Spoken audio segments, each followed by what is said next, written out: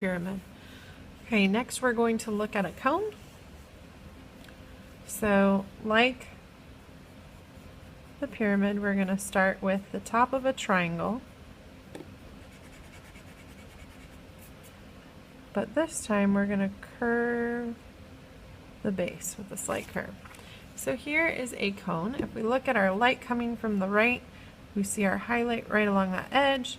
Then we start to see our midtones, our shadow. We see our cast shadow stretching out, again, like in the shape of a triangle. So for this one, same thing. You might leave a little bit of a reflection. So I'm leaving a little white area here at the base.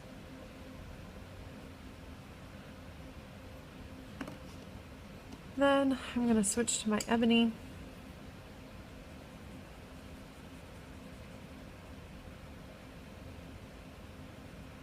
I'm shading as if my light source was right here. Okay, so ebony along this edge. Now remember, depending on where your light source is, it's going to change the look of your shading. So if my light source was right above, it'd be lighter here.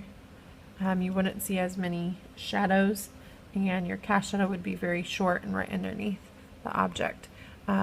So the cast shadow, the length of the cast shadow depends on how close the light is to the object, the angle of the light to the object as well. So really, best thing to do if you are shading geometric forms, set up a form, have a very defined light source, turn off all the other lights, and look to see what happens based on the location of your light.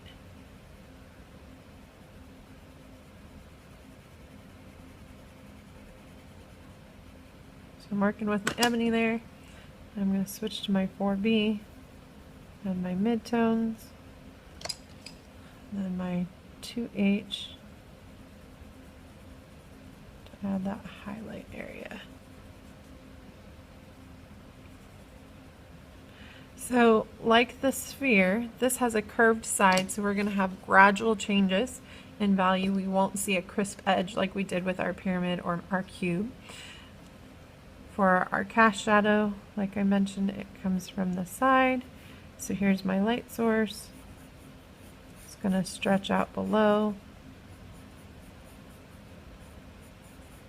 and be kind of triangle in shape. I'm going to go ahead and take my ebony, shade right around the base.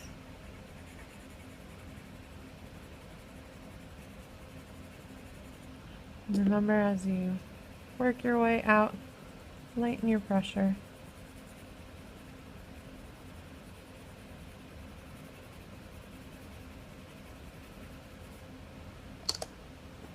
I lost a little bit of that reflection, so I'm just going to take my eraser, clean that up, and now it's time to blend. Don't forget to blend. This is the step that students tend to forget. And then they can still see lines. Their objects don't look nearly as finished and refined.